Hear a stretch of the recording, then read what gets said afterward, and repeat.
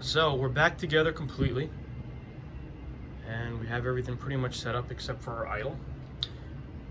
A couple of things I ran into. If you wind up putting one of these back together and this guy right here hangs up, okay? This is a little plunger. Its purpose is when Path of Adventure is lit over here, right? And you shoot it up that ramp there. It comes around, all the way around back here, across the rope bridge, and it'll stop. All right, that plunger is usually in. It's usually sucked in and held. This plunger will come up and hold the ball. And then it'll, once that, the ball registers this switch behind it, right there, okay? So actually you see it right there, watch. See that? Once it knows the ball's there, it'll put that plunger down and it'll let the ball roll into the Path of Adventure, and then you control the Path of Adventure left and right. Otherwise, that stays down, and if you hit that ramp, it'll just continue all the way down here. I have a track mode sounds on. It'll continue all the way down here back to the flippers. So, and what was happening was this thing went down, but it got hung up on this bridge ramp, all right? And I took a little time to figure out why. I took it apart, actually. I cleaned the plunger, replaced the coil sleeve, and it was still binding. So what I did was I adjusted this bridge ramp, and if you look, the bridge ramp screws, the bracket, there's two on the top. You can see them right there, and then one on the bottom. I can't show you. They have slots, so you can move that bridge ramp back and forth. All I had to do was move. I'm sure that was very loud. All I had to do was, sorry about that, was move the bridge ramp a little bit to the right, and it wasn't binding anymore. So it's now nice and free. It still rubs against the ramp a little bit, but it's no big deal. Somebody actually had electrical tape on there. I'm wondering if they had that problem. They couldn't figure out that they needed to adjust the ramp, so they put electrical tape on there to make it smoother and go up and down easier. I don't know, but I thought it was a piece of heat shrink tubing the factory put on there, but it wasn't. It was somebody put electrical tape on there, so I pulled the electrical tape off. If anything, I think electrical tape would make it bind more, but whatever. Maybe it's the same person who tried to fix the GI lighting on this, right? Yeah, but that's the only real problem I had. The other thing I had was the mode hole right here, this kicker for this. The coil was buzzing a little bit, and the plunger was hanging up a little bit. I took that apart. I put a new sleeve in there, and I burnished not burnished, but I polished the flipper plunger, make it nice and smooth, and now it doesn't buzz. Usually when you hear a coil buzz a little bit when it fires, it means it's binding a little bit. It's having a hard time, which is not the end of the world, but you know, if you could avoid it, it's better to avoid it. So I was able to fix that and make that nice and smooth, so no more issues. So now that we're pretty much done with the machine, quote unquote, like I said, I still got to do the sound ROMs. I don't have any of those ROMs, so I'm going to order some to upgrade it to L3. And quite frankly, I'm not even sure I'm going to do that. In full, to make this a full, I don't know, refurb, I'm seriously considering a pin sound board. They're not cheap, but if you go to YouTube and you look up Indiana Jones pin sound end product, ENDPRODKT, that guy, I think he's overseas, he made a fantastic mix for this game. I mean, all the real orchestral score and everything, it's really, really awesome. So I'm debating whether or not, I did order the ROMs to burn the L3 ROMs for it, but now I'm thinking maybe I won't do that. It's not like a waste of money. I could always use the ROMs for something else, but yeah, I don't know. So anyway, what I want to do now, being that it's all back together, is we are going to go through and I'm going to show you kind of what I do. We're going to run a couple tests. We're going to run the coil test. We're going to run the light test to make sure everything's good, and then we're going to play a few games to check it out. So come back and we'll do that. All right, I have you on the tripod. I'm not going to do shaky camera work. So we'll do this. So if you've never done this before, maybe this is worth mentioning. Your test buttons are down here in the coin door, all right? And you have your enter button. You have your scroll buttons. This scroll button here, the back scroll button, doesn't work real well. I got to jam it down and wiggle it. It works, and for the amount of times I'm going to use these buttons, it's not worth pulling this apart and replacing. and this is your back button. So your enter, your forward, your back, and then your, I think, escape, actually. We'll call this the escape button, this last one here. They're actually labeled, if you look, if you get all the dirt off this. Escape, back, forward, and this is enter, pretty sure. But anyway, that's what we're going to use to do these tests, so I'm going to be fiddling down here. And what I did basically was, I don't think I can get the door and the DMD in the frame, so I'll get you in the center here, right? So we're just going to have to do this like this. So I go here, and if you go to your main menu, right, you have your bookkeeping, your printouts, which we're not worried about printouts. We don't have a printer on this. Our tests, our utilities, and our adjustments, all right? Adjustments are the things you could do just to adjust certain things, like your standard adjustments, which balls per game, tilt warnings, extra ball count. Now, listen, I am not a professional pinball player by any stretch of the imagination. I'm not good at pinball by any stretch of the imagination. So I set my games up very easy because they're fun. You know, I play them, the kids play them, people come over to play them, and they like them set up easy, and you just get to play longer with that. So I'm sure some pinball purists look at this and they're like, oh my God, how can you have extra ball at 10? Well, I do. Deal with it. But those are your standard adjustments. Your feature adjustments are the features of the game itself, right? So like loop, the 3 multi, captive multi, get the idle, all the things that are germane to that particular game. All right, we already set those up. Pricing, this is where you set your free play. Because unless you have your little home arcade or whatever arcade set up on tokens, which is also fun. Some people like the feeling of dropping a token or a quarter to start the game. I have everything on free play. High score to date, if you want to reset your high scores. And printer, we don't have a printer. Back to standard. Bookkeeping is all the stuff here. How long games, how much money it's made. Don't have to worry about that. Printouts, tests are what we're going to go into. The first thing is switch edge tests, right? So switch edges is how we're going to test out all our switches to make sure they register. Now I'm going to go in here and I'm going to do that. We can start at the top and we can do our switches. And when we do our switch, we push the switch down. The nice thing about these WPC games, the later ones anyway, is it tells you what that switch is, top post, right? And tells you the last switch you hit, which is 46, the one we've hit a couple times.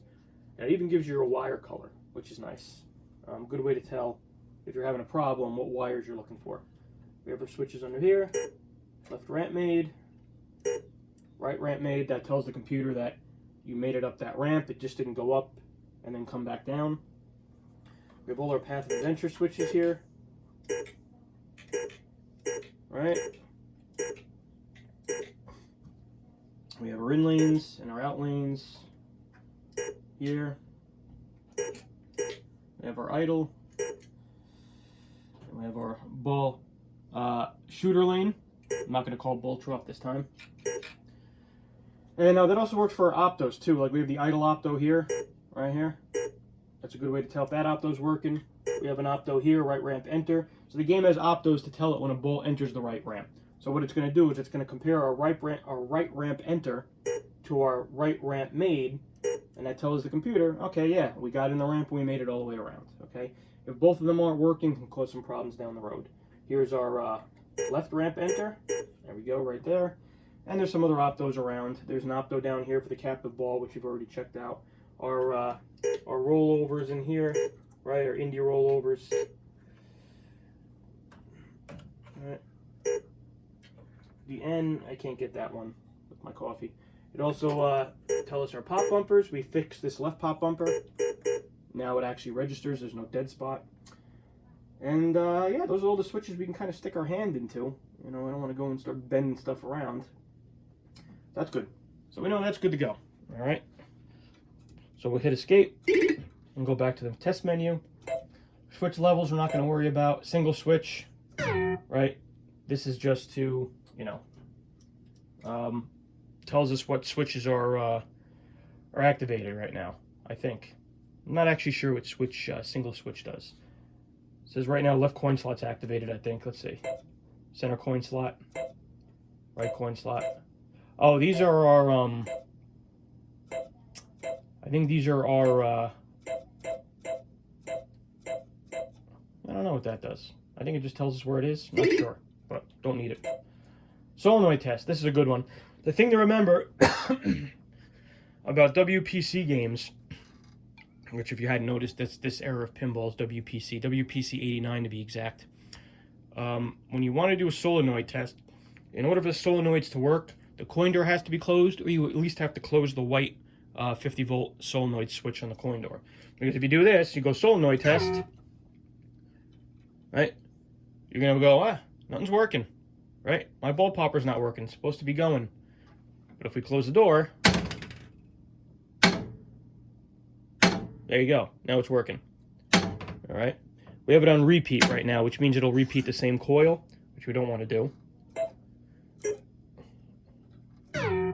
Stopped. All right, running. That's what we want to do.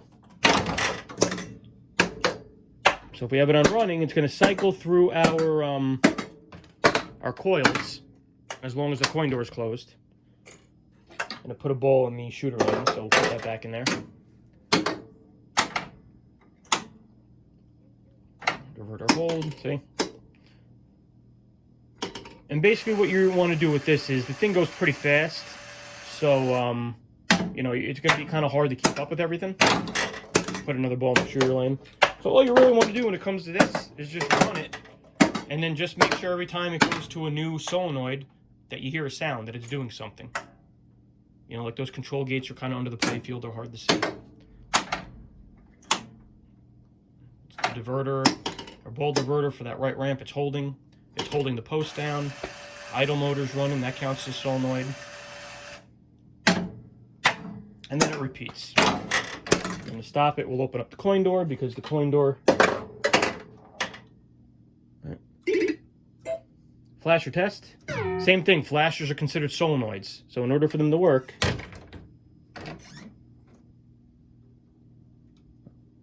Actually, no, we don't even have to. That's good. All right. So when we do our flashers, we'll let it run. And just every time you see it go to something else, you just make sure that that you see a flash. All right. For some reason, I had it stuck in my head that the flashers also, the door had to be closed for the flashers, but that's not true, because obviously they're not 50 volts. The door being closed is a safety feature, so you're not sticking your hand up in there while they have 50 volts going to the play field, because that can hurt you.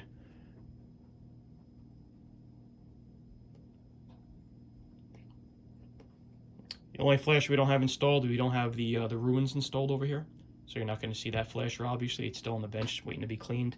I'm also trying to figure out a way to fix it. That it was cracked and it doesn't really hold the way it's supposed to. I think I just might just go with some bigger washers, maybe, to hold it down. I don't know. I really don't feel like repairing it with fiberglass tape and all that good stuff. General illumination, put that on. I do have you can make it bright and dim. It's not going to have the same effect with LEDs. The only thing I do have that's a little weird is this bulb right here for the general illumination. I got to check that socket. As you can see, it's a little wonky down there. It's not making great contact. The bulb's not lit all the way. Sound the music, if you want to do that. It'll go through some sound effects and some music.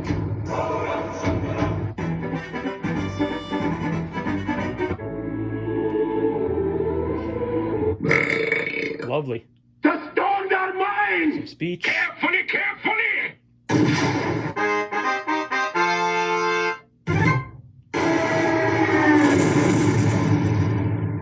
Well done, my friend!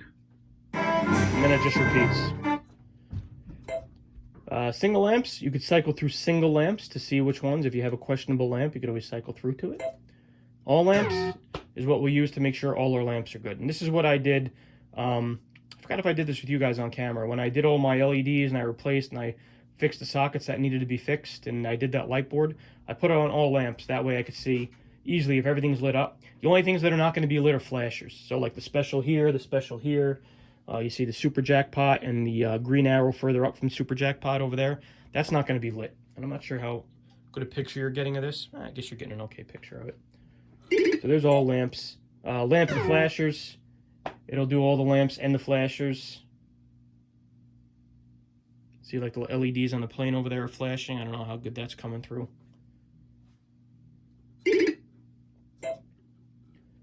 Our display test our LED. We have a brand new color DMD in there. We really don't, or test our DMD, excuse me. We have a brand new color DMD in there, so we don't have to worry about that. Flipper coil test. If you have any problems with that, we know our flippers are okay though. Ordered lamps. We could do that test. All right, mode start, and then you could cycle through those.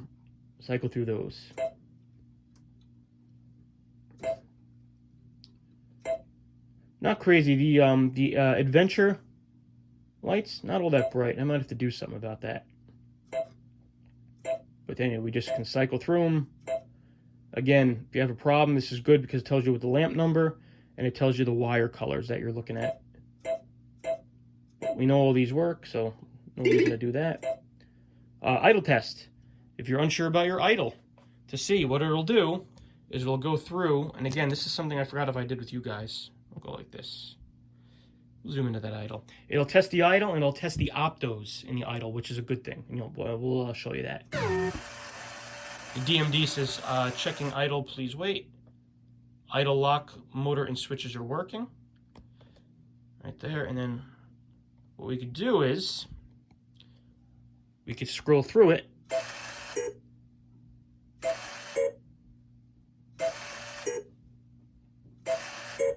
And that's testing all our idle positions.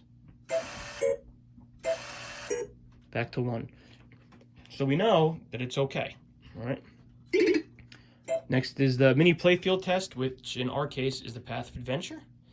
And this will test all our path of adventure functions. We'll run that. As you can see, it's moving. Switches are working. Right, and then we could test our right. See, and if we put it on continuous, it'll go right, left. And what it's doing too, up there, switch 94 and 95 are the optos in that little opto board for the path of adventure. So it's making sure that they're okay and that it's reading them. All right. So when it's straight, the computer knows that neither of the optos are being engaged. So it knows it's good. When it's one side, it knows one opto is. When it's on the other side, it knows the other opto is. And there you go. And it'll just keep doing that. And then back to switch edges.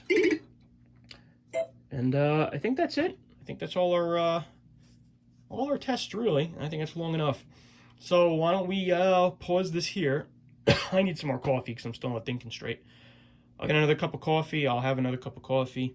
And then we'll play a few games. Well, and that's probably the best way to determine if you're going to have problems is to play a few games.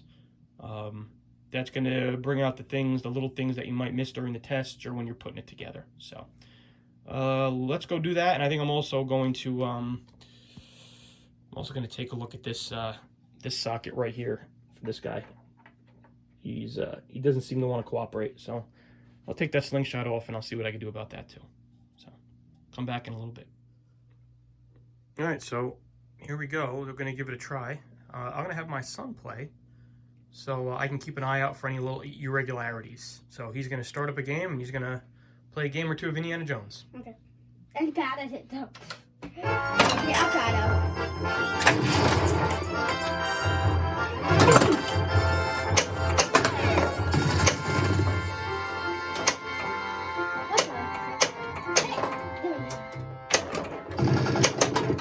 What?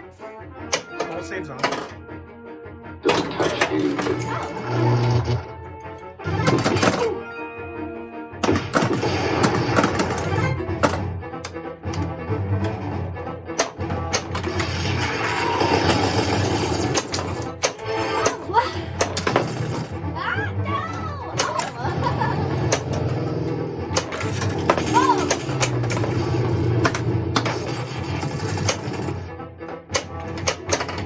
So there,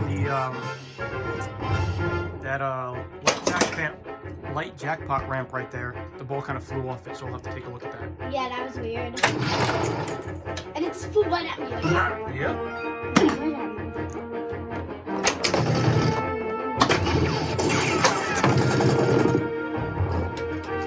Oh! What? Oh!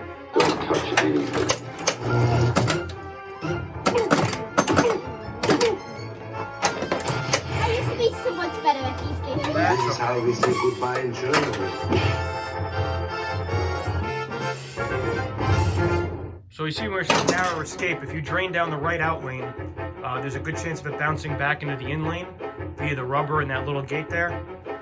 It's pretty liberal actually, and it's been saving it a bunch. But that one right there, it didn't save. It almost saved it. It gave him the narrow escape, but didn't make it. I used to be like really good when I was like 8. So Okay, you're doing great. now I'm 10, so.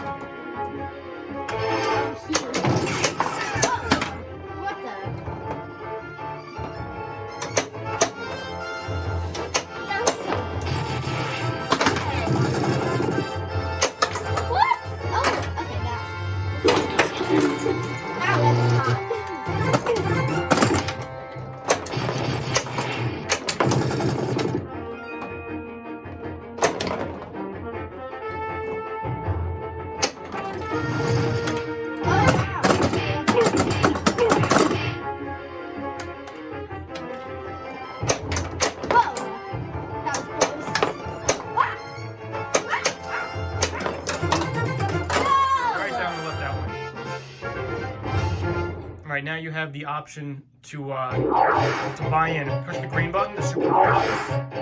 There you go. You can buy in one more game, just like Dirty Harry. Super Bowl. Why does this say player 1? Because player 1. Now he's got roll of souls. 6 balls are.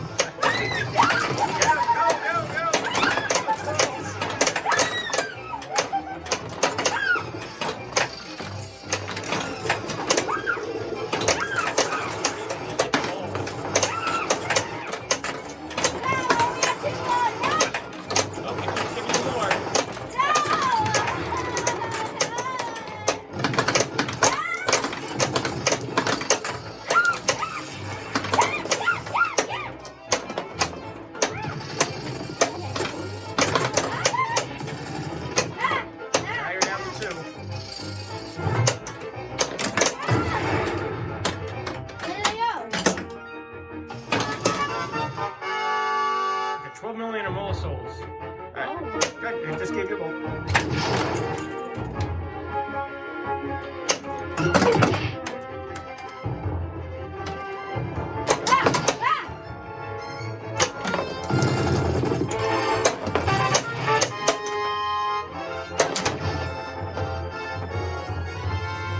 So if you get it up that flashing lamp right there, that's Path of Adventure, yeah, and then you can move that little mini playfield left and right. Oh, that's cool. Yeah. You got another ball. You lock the ball, you got another one.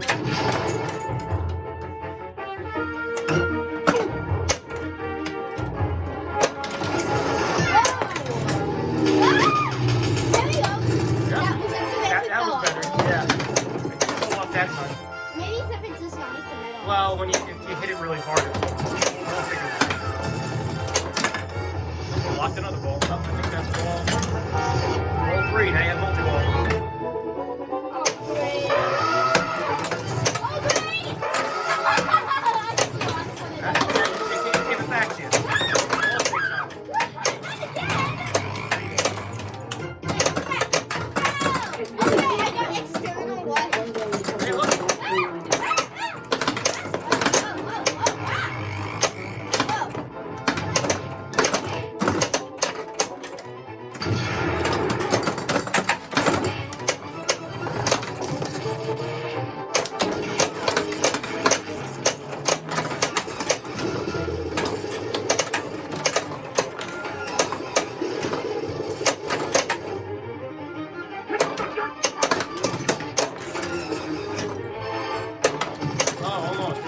Jackpot rate.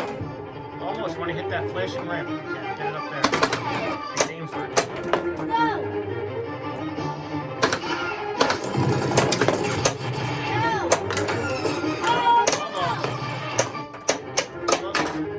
That's it. I got a bonus. You did. 25,884,000. See you tomorrow, Indiana Jones. There you go. What'd you think? So this flipper button right here, it's a little loose, and some kind of flip it wasn't working. Yeah, that button's a replacement button. I don't know. We'll have to This check that one's out. okay though. This one Yeah, that right button does feel a little weird, so maybe we'll take a look at that. Yes, I think definitely loves that way better. Yeah, we'll see. Alright, well there you go. Everything appears to be working the way it's supposed to be working. Maybe I'll play a game too to make sure we some of the other features are doing what they're supposed to. Yep, hello colonies. 3 play. Cool. Alright, so maybe I'll come back and I'll play a game or two. Alright, so I think my son playing was pretty much good enough, honestly. A little solution I came up with for the idle is I went to my little rubber grommet kit here, and these little ones in the top were left corner, little holes through them. And what I did with this is I used the existing screw, I screwed it in part of the way, and these grommets have a slot in the middle. Let me show you. This isn't the one I used, but see that slot? And I tightened the screw down a little bit. Then I slid the plastic into the groove. I held it and I tightened the screw down more. So now it's sandwiched. The idle plastic is sandwiched between that rubber grommet. And it looks like it's holding pretty good. It's holding better than I thought. For this one over here, since this one has nowhere to go and it kind of gets trapped between the ramp and the side here, I didn't put the plastic in the groove. I just tightened it down, and that rubber gives it some nice friction, some nice hold. So that's not going anywhere over there.